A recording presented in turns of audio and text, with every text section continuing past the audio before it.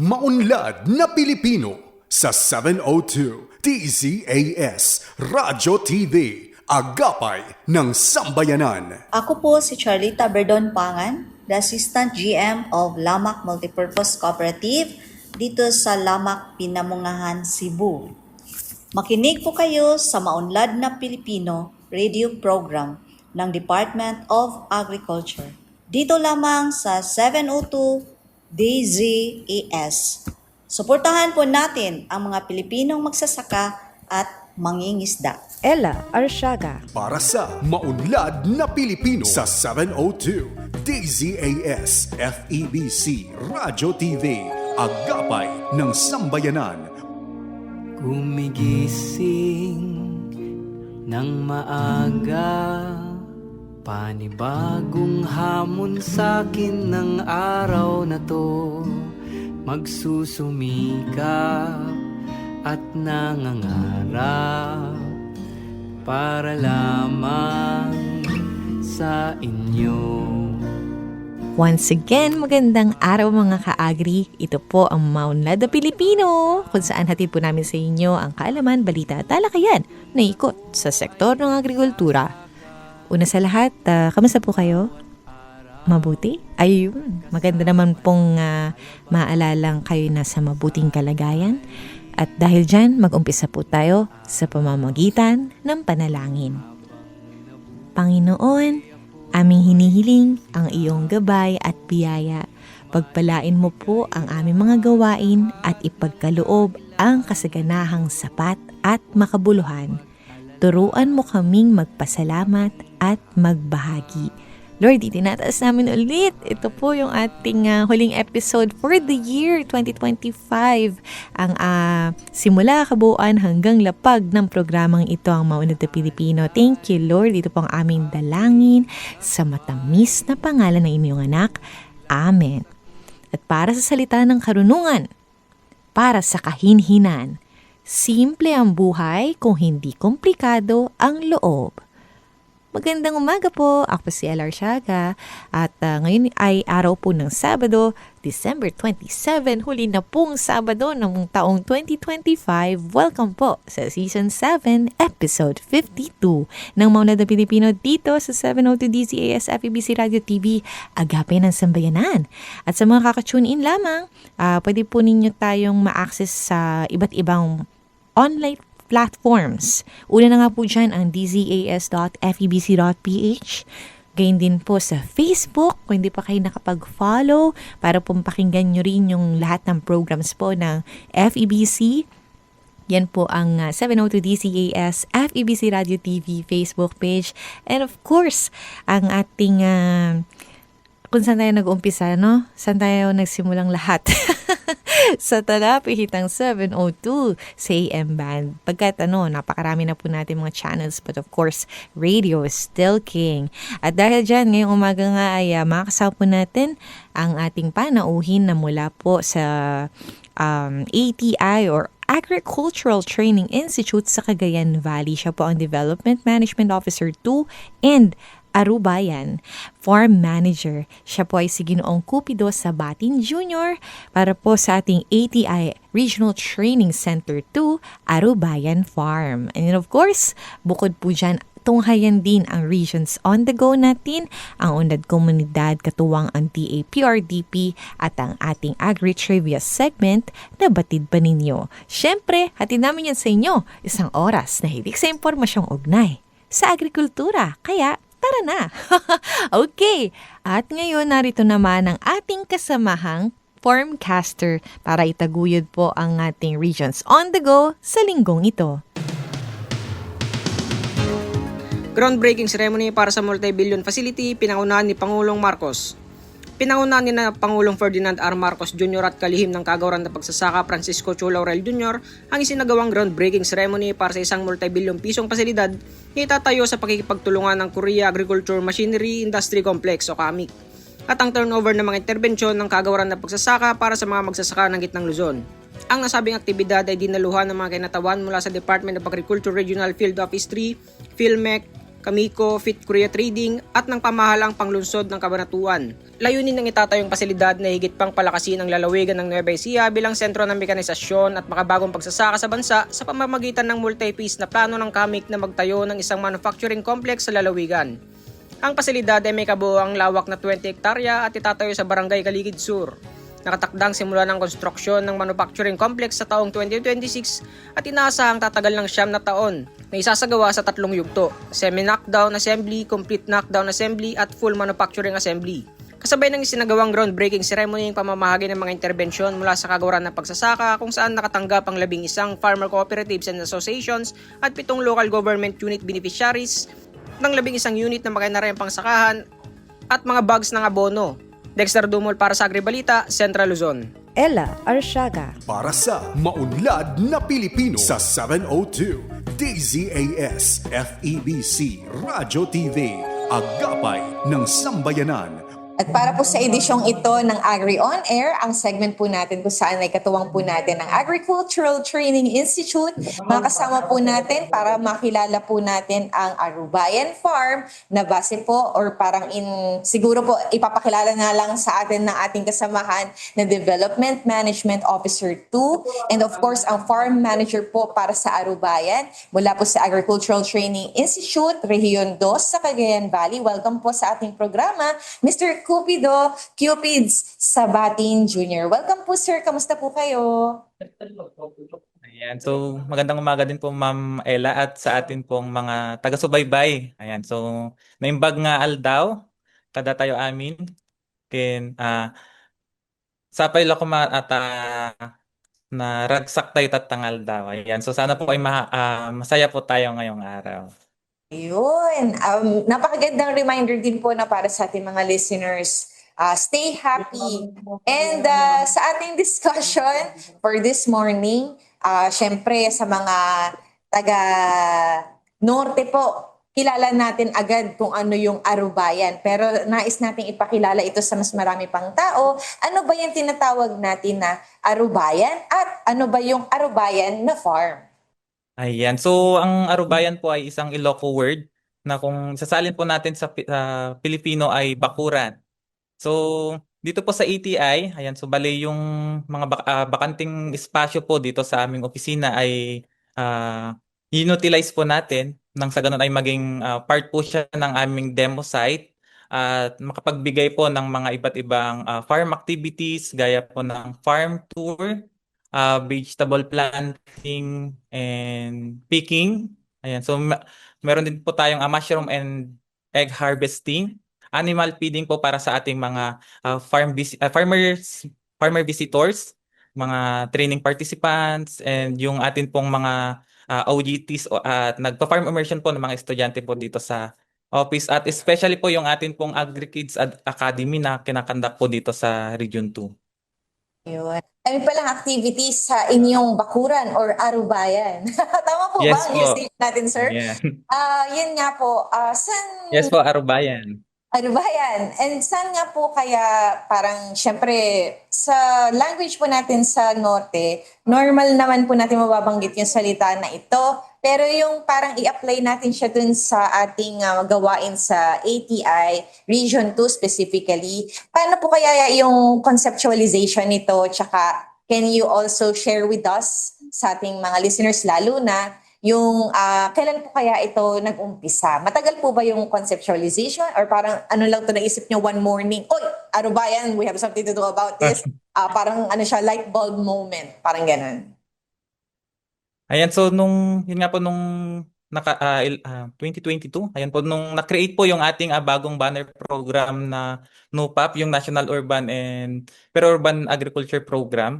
Ayan, so ako po yung na-designate as point person po dito sa Itay Region 2 noong 2023. Ayan, so doon po tayo nag-start na i-adapt yung idea at yung concept po nung ating NUPAP program at para po tugunan yung atin pong food security through urban farming. Ayan, so doon po ayan, so sa ating pong Arubayan, bale meron po siyang iba't ibang components gaya po sa NUPAP na meron pong mga bucket of options na pwedeng i-adapt ng ating mga households or sa community. Ayan, so yun po yung naging concept po ng ating farm. At kahit sa maliit na espasyo ay pwede po tayong magtanim o mag-alaga po ng mga hayop sa ating bakuran or sa ating arubayan. Ayan, so noon po 2023, ayan, so doon po natin na conceptualize yung arubayan, and then nagkaroon din po kasi kami ng pitching po ng innovation dito po sa center at sa amin pong section sa information services section. Yun po yung pinitch po namin na innovation na yung ating arubayan. And yun po, and noong 2024 April po siya, doon po na-launch yung ating farm. Relaunch po pala siya. And then, pero before po doon ay yung aming pong farm ay dati po siyang rice field po.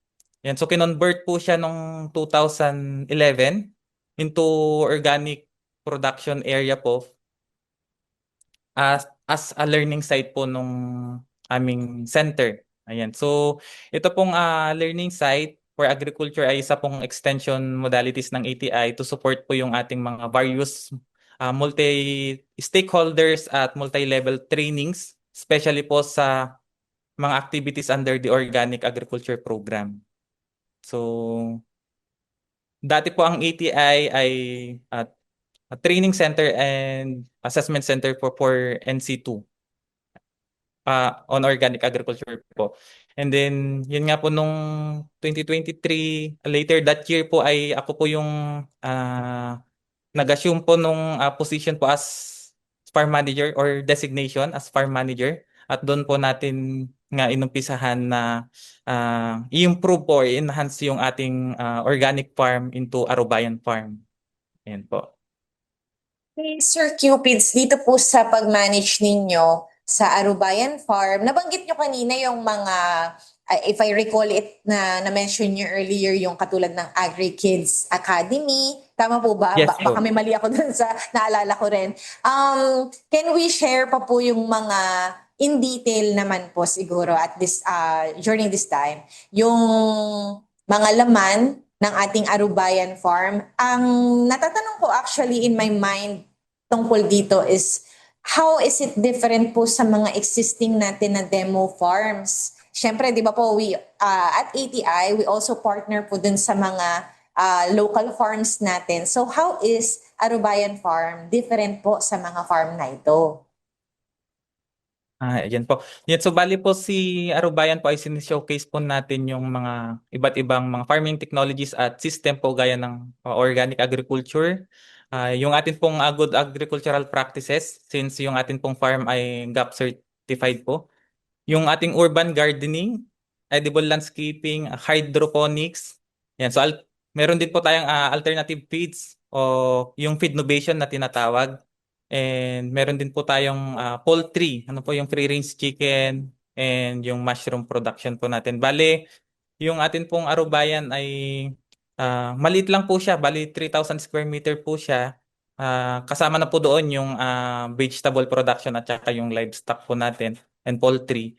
And so kahit maliliit po yung espasyo ay strategically na-input po natin yung mga iba't ibang mga stations sa ating farm. Actually, mayroon po tayong 7 na stations, and then kahit maliliit po yung area ay kaya po natin, yun nga po yung pinupush po natin sa urban agriculture, na kahit sa maliit na espasyo ay pwede po tayong makapag-establish ng iba't ibang farming system po. Yan, so yun po yung pinaka konsepto po ng Arubayan. And yun nga po, nabanggit ko po na meron po tayong 7 stations sa Arubayan. And so sa yung station 1 po natin ay yung Pakbet Garden, which is yun yung basic po na pwedeng i-adapt ng ating mga household or sa community, na kung saan ay, kung Pakbet po, alam naman po natin na kapag yung Pakbet ay may iba't iba pong mga gulay. Ano po? Tama po ba? Ayan, so sa Pakbet Garden po natin ay may iba't iba po tayong features po na pwedeng makita or i-adapt po doon. Usually yun yung focus po niya ay yung more on sa backyard gardening po. So meron po tayong mga recycled mga containers na pinagtamnan po natin ng mga gulay, mga vertical gardening, mga ganyan po. Doon po natin sine-showcase. And then yung atin pong square foot gardening, na kung saan yung per square foot ay may iba't iba po siyang tanim na pwede pong ah, ah, harvestan ng na magkakaibang araw, mga ganun po. Ayan. And then meron din po tayong mga herbs po doon sa Pakbet Garden. And so doon sa naman po sa may Station 2, ayan, so meron po tayong gap sa hapag. Ayan, so yun po yung mas maluwang na area po namin for vegetable production. At nandun na po yung mga leafy vegetable, mga solanaceous, mga ganyan po, yung mga talong, kamatis. Doon po yung pinaka-focus or mas maluwang po na area po natin for ah, vegetable production po. And then meron din po tayong nursery. Yun po yung naging station trip po namin, tinawag po namin Binhi sa Pamayanan. Ayan, so doon po natin ginugro po yung mga seedlings na hindi lang po tinatanim sa office, kundi yun din po yung mga nag-grow din po tayo ng mga seedlings na binibigay po natin sa mga bisita or mga walk-in clients po. And then yung mga gusto pong humingi ng mga seedlings ay doon po natin ginogrow po. And sa Station 4, nandun po yung ating paghahayupan sa bakuran. Actually, yun po ay yung more than 1,000 square meter or nasa 2,000 square meter po siya. And so nandun po yung ating mga small ruminants gaya po nung tupa. Ayan, so meron din po tayong fish pan po doon. Ayan, so doon po tayo nag-grow ng mga tilapia, catfish, mga ganyan po. And yung atin pong chicken and duck. Ayan, so this year po, bali nag-restock po kami doon sa aming Station 4 para po i-showcase po yung mga iba't ibang breeds po ng chicken at duck na meron po tayo dito sa Region 2. At nandun din po yung ating Father Hydroponics at Azola Production po as alternative feeds po o napakain sa ating mga alaga. And then, ayan, so Station 5 po, yung atin pong kabuhayan sa kabutihan. Ayan yung ating mushroom house po na maliit lang. Actually, yung ating mga sino-showcase dito ay meron yung simple at saka yung para sa mga farmer level na pwedeng i-adapt po nila. Ayan, so meron po tayo dito yung Bulbariella and yung oyster mushroom po. And yung Station 6, yung isa po nating greenhouse, doon po natin tinatanim naman po yung mga high value crops po natin. Yung gaya po ng cucumber, mga ganyan po. And yung last po na station ay yung pagkain sa hardin po namin, yung atin pong edible landscape garden.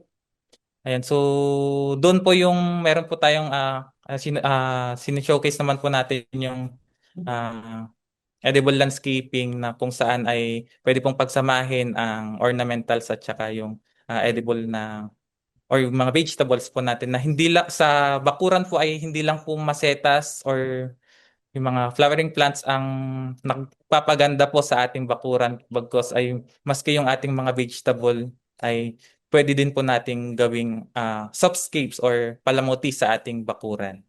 Ayan. So yun po yung ating mga iba't ibang stations po ng ating farm. Nakatuwa naman po yan, Sir Cupids. Actually, nung pinapasyal nyo kami, wow, dito po sa ating audio tour, sabi natin, ibagsagan lang natin gano'n, no, sa ating mga iba't ibang stations ng ating Arubayan Farm. Para na-imagine ko lang, Sir, yung Holy Week.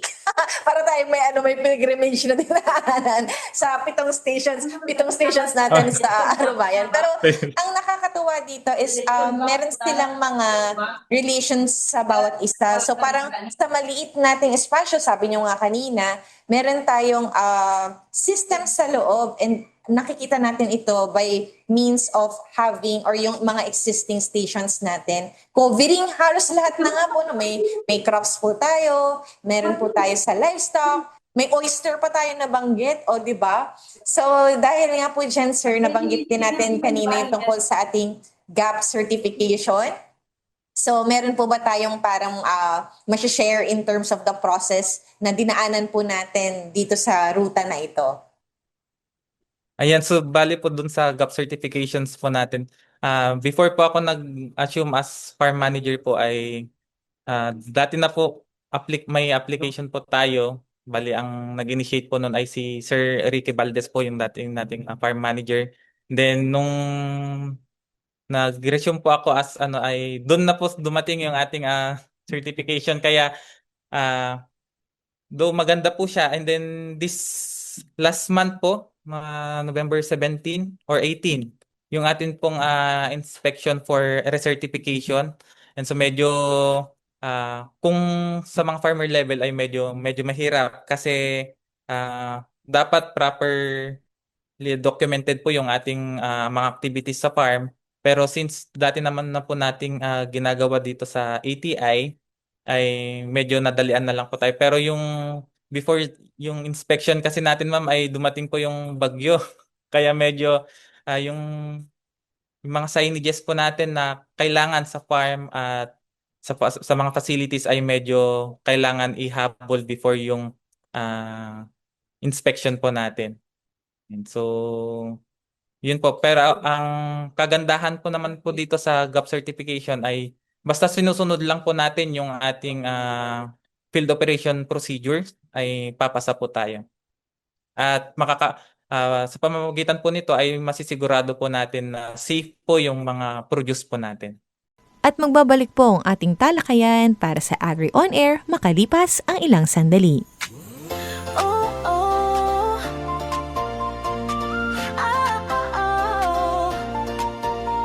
Hindi madali ang landas ng organiko, pero sa dulo nito tagumpay ang nakatago. Buhay ng magsasaka, konsumer ay pinapahalagahan para sa kinabukasan. Huwag tayong ihinto sa OA. May rason ang bawat hirap, may halaga sa puso. Kita umapaw pa, kaya't huwag nang magkatubili. Halina sumama, tayo ay mag-ani. Ang gusto ko ay sobrang okay dito sa yaya. Halika na halina at kumita sa organikong agrikultura. Ikaw ay bahagi ng adhikaing totoo para sa sari buhay. Ikaw ay bayaniyo, hawak kamay, magsimula tayo ngayon. Sa lupa may pera, may pagmamahal at misyon. Ang panawag ng panahon, bumalik sa natural. Sa OA ang solusyon. Sa OA may rason ang bawat hirap, may halaga sa puso. Kita umapaw pa, kaya't huwag nang magkatubili. Halina sumama, tayo ay mag-ani. Ang gusto ko ay sobrang okay dito sa kaya. Halika na halina at kumita sa organikong agrikultura. Para sa bata, para sa lolo at lola, sa mundong protektado tayong simula. Ikaw ay kasama rito sa organikong agrikultura. May tunay na kasaganahan. Ang gusto ko ay sobrang okay dito sa kaya. Halika na halina at kumita sa organikong agrikultura. Organikong agrikultura. Kinabukas ay sigurado ka. Okay sa katuwang ng ang NOAA. Hoy! Nakain mo to, Junjun! Hala, ano yun? Halimaw ba yun? Tatakbo ba tayo, Junjun? Tatahulan ko ba? Ano gagawin natin? Chub-chub! Okay ka lang? Bunso, tandaan mo lagi, para hindi ka makagat, maging maingat. Kapag Kapag natatakot si Chab Chab, lumayo ka muna. Kausapin mo siya ng malambing Chop-chop! at dalhin mo siya sa bahay niya. Uwi ka muna! Oo nga, sige. Hindi nakakatakot dito! Salamat, Junjun. Hindi na ako ganun kakabado. Pero uy, huwag ka muna alis ha. Maging maingat pag natatakot ang aso para iwas kagat at kalmot. Basta wais, iwas rabies. Problema ngayon sa sektor ng paghahayupan ang mababang kausayan sa AI. Kung magpapatuloy ito, malabo nang tumaas pa ang produksyon ng gatas sa bansa. Sana may makatulong sa akin para mabuntis naman itong kalabaw ko. Ha? Kapangyarihan ng AI! Saniban mo ako! Ah!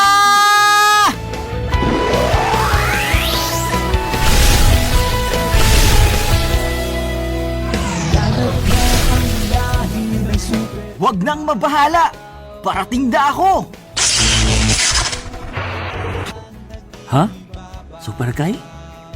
Salamat at tumating ka. Sa bisa ng kapangyarihan ng AI at ng aking husay, magbubuntis ka, kalabaw! Maraming salamat, Super Kai. Isa ka talaga maasahang kaibigan. Para sa mabisang AI, tawagin si Super Kai! Mataas na uri ng kalabaw sa bagong Pilipinas. Super Kai!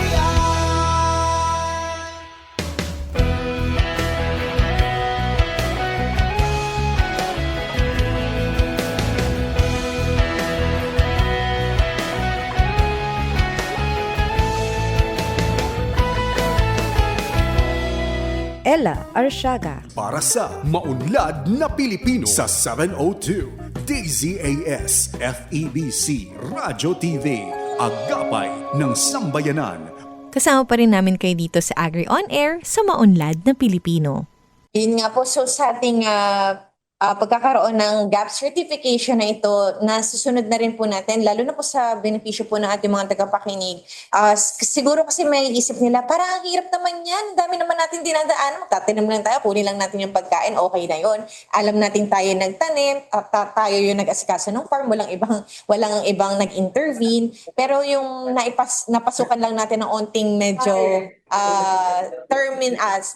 ano bang term to? Parang technical term na certification ay parang biglang humirap siguro para sa iba na parang simple lang siguro. Pero ang pagkakaroon natin ng GAP certification ensures yung nami-meet natin yung mga certain standards na nakapaloob dito. And ang Arubayan Farm ay nag-a-adhere dito. So talagang, kung isipin mo kung sa mga dadalaw dito, Sir Cupids, parang ang nila dito, ma-appreciate nila lalo yung ating Arubayan Farm. At dahil po dyan, nabanggit nyo na po kanina yung lawak nito. So, dun din sa mga harvest, sir, syempre meron tayong mga na-harvest. Meron po ba tayong pinagdadalhan or sa consumption po ito ng ating mga taga-compound po ng Arubayan? Parang redundant po, no? Compound, bakuran, Arubayan. Arubayan. Pero you get it po, yung katanungan natin.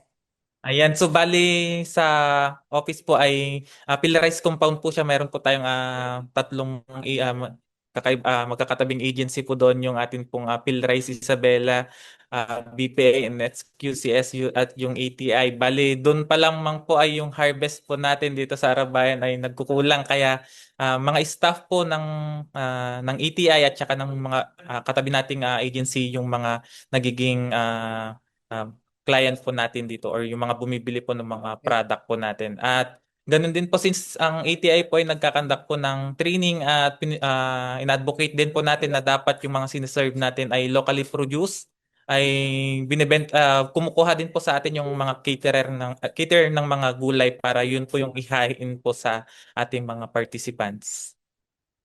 And then, kapag may mga bisita, mga ganyan po, yun po yung mga binibigay din po nating mga token po sa kanila.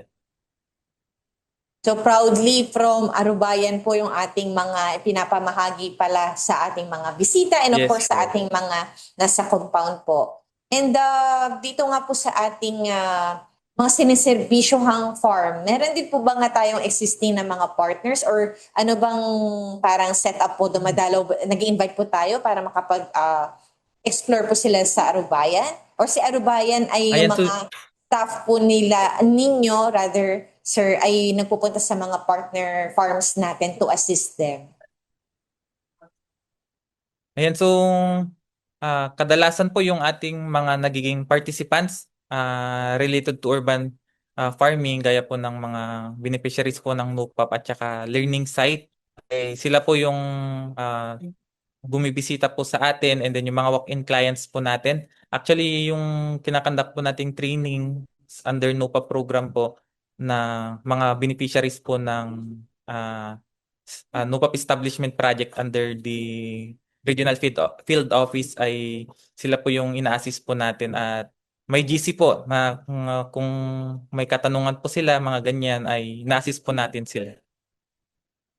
So para karoon din po sila ng idea, at para po actually nag-sharing of ideas po para ma-improve po nila yung urban garden nila, at ganun din po sa amin kasi yung mga practice din po nila ay sinishare din po nila. So dito nga po, Sir Cupids, ay kumbaga sa atin pong Arubayan Farm ay meron pong mga existing partnerships at meron tayong GC kung saan sila ay pwedeng magkaroon or kayo po ay pwedeng magkaroon ng exchange of mga topics kung saan pa sila may kailangan in terms of assistance. And with that, sir, kayo po yung manager, but meron po kayong mga parang designated, especially that we have 7 stations in total. Ayan, so bale, ayun po. Ayan, baliban po pala doon, kanina ay bahagi or part din po tayo kapag sa lakbay palay ng Pilray. So may mga bisita din po tayo na galing sa ibang region na bumibisita po at benchmark po sa atin. Ayan, so doon naman po sa pag-manage or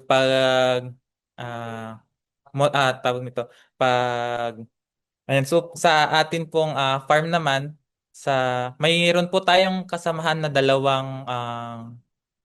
farm worker po. Pero since medyo maluwang nga po yung medyo marami nga po yung kailangan pong i-maintain sa ating farm, ay tumutulong din po tayo, maski weekend, mga ganyan, kung especially kung magtatanim mga ganyan or may kailangan na ayusin na mga facilities, ay tumutulong po ang mga staff. Actually, yung sa office po, per section po ay may kanya-kanyang designated area po para i-maintain po dito sa ating Arubayan Farm. And meron din mga estudyante, mga OJTs at saka nagpa-farm immersion po sa office na nakakatulong po sa pag-maintain po ng ating farm. Nakakatuwa naman po, it's sort of a community. Bayanihan. Oo, bayanihan. Opo. Community effort po talaga ang pag-maintain sa ating Arubayan Farm. Sir Cupids, eto nga po, alam natin na may mahalagang ginagampanan ang existence ng Arubayan sa inyo pong lugar. Meron po ba tayong mga naka-line up na mga plans in the future para po sa ating farm? Ayan, so since magdadalawang taon pa lang po yung ating Arubayan, since nung nire-launch po, ay marami pa po tayong kailangan i-enhance po. Dahil climate smart farming na po yung ating direction po, may mga initial collaborations po tayo with the SUCs, especially yung Isabela State University Tiague campus po. May mga IT students po na nag-capstone po ng system for the monitoring po ng temperature sa ating mga greenhouses po. And meron din po tayong this year po nag-request tayo ng additional na smart greenhouse establishment po sa RFO, hoping po na ma-approve po siya at para magkaroon po ng mas maganda pang technologies na pwede po nating i-showcase po sa ating mga stakeholders po. Yun, Sir Cupids. At meron pa tayo palang aabangan definitely sa Arubayan. Yes, at with that, bago namin kayo tuluyang pakawalan sa panayam na ito, meron ba kayong nais na ipaabot na mensahe sa ating mga tagapakinig? Lalo na po dyan sa mga kababayan natin sa Cagayan Valley. Ayan, so sa atin pong mga tagapakinig at mga kababayan, mga nanay, tatay, ayan, so through urban farming po or backyard gardening ay mas posible po yung na ma-achieve po natin yung 500 pesos. Hindi po na natsubena pero 500 pesos po na masustansya at healthy po na pagkain po para sa ating pamilya. Ma'am, pwede po ikat yun. Sige, sir. Opo, i-advise natin sa editor. Gusto niyo pong ulitin yung last na message? Yes po, yung last. Sige po, sige po. I-ano niyo na lang po siya ulit. Baka magkaroon ng... Sige, sir. Ay, okay lang po. Sige po. Ayan, so sa atin pong mga taga-subaybay ng ating programa po, mga kababayan, ayan, so mga nanay at tatay sa urban farming po ay ma-ensure po natin na maibibigay po natin yung value and healthy meal para po sa ating pamilya. Ayan, so yun lamang po at magandang araw po muli po sa ating lahat. Thank you ma'am sa pag-invite po sa ating programa ngayong araw. Ayun. At Sir Cupids, maraming salamat po. Nagpapasalamat din po tayo sa ating mga kasama sa ATI Central Office. Thank you, Sir JV Masilang, para sa bahaging ito ng ating programa. And once again, nakasama po natin at nakilala, dalawin po natin ang ating ATI RTC2 Arubayan Farm. Thank you so much po sa pagkikwento sa amin tungkol sa Arubayan, Sir Cupido Sabatin Jr., ang ating pong kasama mula po sa ATI Cagayan Valley. Siya po ay Development Management Officer 2 at Farm Manager po ng Arubayan Farm. Once again, Sir Cupids, maraming salamat po. Thank you po. At narito po ang UNED Komunidad o UK. Dito po ikatuwang natin ang Philippine Rural Development Project. Ang concreting of road and drainage at Purok 3 to Purok 5 Kulasihan Farm to Market Road, isang 6.6 kilometrong kalsada na may halagang 93.8 million pesos ay nakumpleto noong December 2023. Simula noon, pinapakinabangan na ito ng 1,244 farming households o 5,785 na beneficiaries mula sa Barangay Kulasihan, Bantuanon, Bugkaon at Captain Juan. Kabilang na dito ang 4,628 na miyembro ng mga Indigenous Peoples Group o IP. Pakinggan natin ang panayam kay Cristina Soria, government worker at residente ng Barangay Kulasihan sa munisipyo ng Lantapan sa probinsya ng Bukidnon, kung paano pinaunlad ng FMR ang buhay sa kanilang barangay at mga karating na komunidad. Sa una pag yun, daghan kaayo gyud madamage mais man gyud sa una ang focus commodity. Diha bago lang man naron nga nagtanom na og mga rubber, kakao, mga inana. Sa una ang luoy kay ang mga mais diha kay daghan gyud kay mausik. Kung mahulog na sa imong gikargahan, damage na gyud na siya kay lapok gyud kay ang dalan. Sa pagkakaroon na, parte na yung haya-haya. Kay daghan na makatungas kasakyanan, bisag single motor, bisag kaning tri-cab, makatungas na siya. Makargahan na siya sa output sa mga products gikan didto. Dayon halos wala na gid gani mausik nga produkto. Sa una sa wala pa ng dalan, magbaklera man gid me. Dugay gyud kay maabot. Mga 2 ka oras ay mi makaabot didto sa among uma. Pero sa nanay mga sakyanan, makatungas na naman didto, paspas na, pero mga 1 ka oras siguro ay mi makaabot. Kay labi na kung ting-ulan, nga daot ang dalan, hinahinay ra gid ang padagan. Karon nga na semento na, kadyot na lang gid kaayo, kanang murag halos katunga sa oras masave. Katunga sa among na-spend nga time sa una nga padulong didto pabalik. Karon nga na semento na, ang katunga adto nawala gyud nga oras. Sa una, dako gyud og gasto kay ang gikan sa farm nga abot, ipahal pa man og baka. Dayon madoble na kay pag abot sa sentro, aya pa dayon mo karga ang katong mga truck kay di man katungas. So madoble ang among gasto sa kada sako sa abot. Karon dili na kay makatungas naman ang sakyanan didto, di ang hauling kausa na lang. Usa na lang kaisa na may magbayad, dili na ma-double Diretso naman mo, tungas naman dito gid sa farm kay accessible naman kaayo ang dalan. Dako gid kay kabaguhan sir sa community kay sa una kanang naman mi sa sentro nagpuyo no kanang atong punuan sa dalan. Sa una ang mga tawo nga gikan dito sa babaw na muyo. Murag dugyot kay na sila maabot sa sentro kanang singot kaayo. Then lapo kayo mga sapatos kay lapo kayo ang dalan labi na sa mga estudyante luoy kayo. Pero karon mura nagyug ka nang dili na nimo makita nga uy tagikan ni sila sa bukid kay kung unsa ka postura sila gikan sa ilang balay limpyo pud sila pag abot sa eskwelahan kay simentado naman ang dalan. O salamat gid mi kay sa DA-PRDP kay kung wala bitaw ning DA-PRDP nga program sir amot kanusa pa ka na masemento ng dalana luoy kayo ang mga mag-uuma diha. Ako lang nagdako man gid ko diha karon ra gid mi nakatagamtam og kahayahay diha. Then makita gid nako pud sa programa manggod sa munisipyo nga ni-align pud siya sa gikinahanglan sa mga farmers. Salamat din sa World Bank nga nag-finance ana nga program. Mas maayos na kalsada, mas mataas na kita. Ito ang hatid ng PRDP sa mga magsasaka at residente sa iba't ibang komunidad sa Mindanao. Hindi lang mas mabilis at mas ligtas na biyahe ang nabibigay, kundi mas malawak ding access sa serbisyong panlipunan at mas maraming pagkakataon para sa ikaunlad ng mga magsasaka.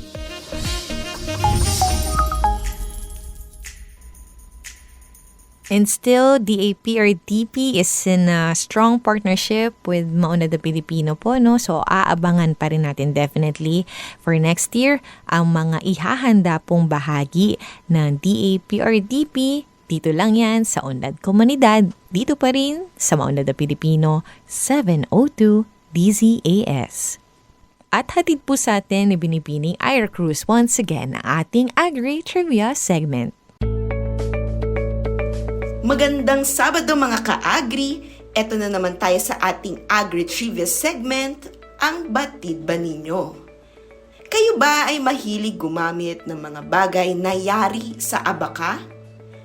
Batid ba ninyo na ang abaka, na kilala bilang the strongest natural fiber in the world, ay ginagamit na ngayon sa paggawa ng bulletproof vest?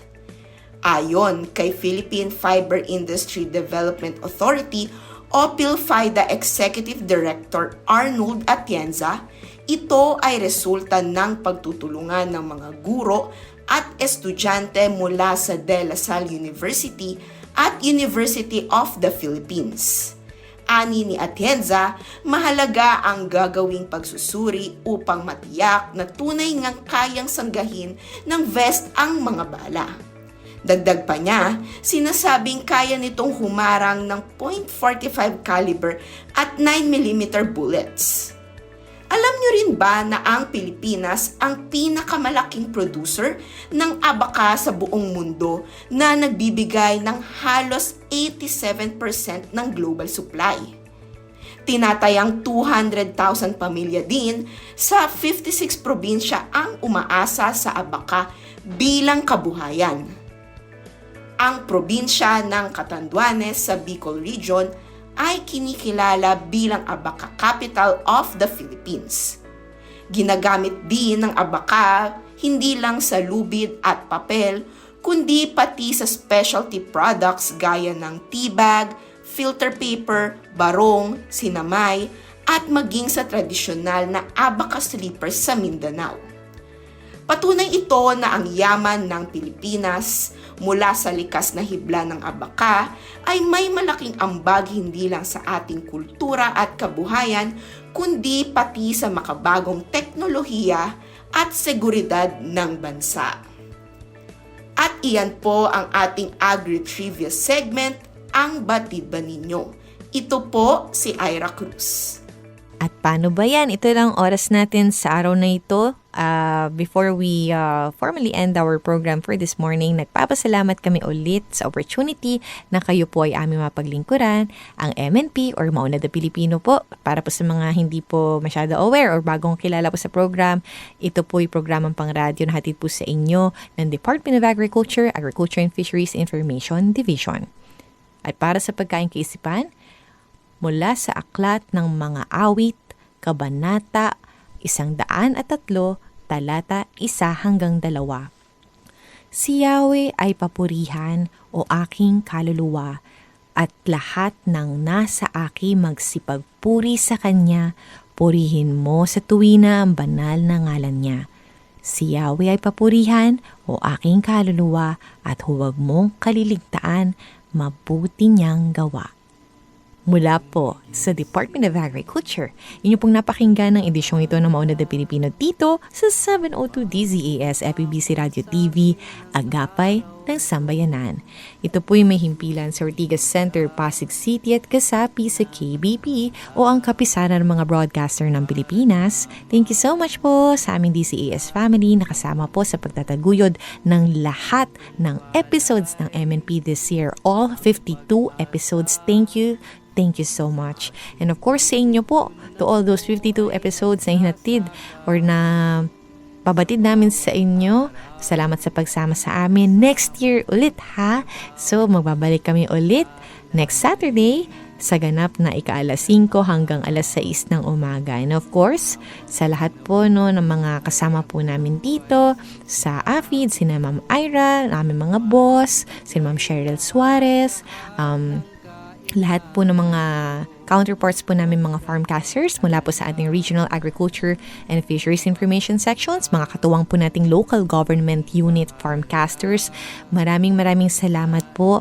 Hanggang sa muli, magtanim ng pangarap, mag-ani ng tagumpay para sa masaganang bagong Pilipinas. Ako po si Ella Arsiaga at enjoy the rest of the weekend! Maunlad na Pilipino sa 702 DZAS Radyo TV, Agapay ng Sambayanan.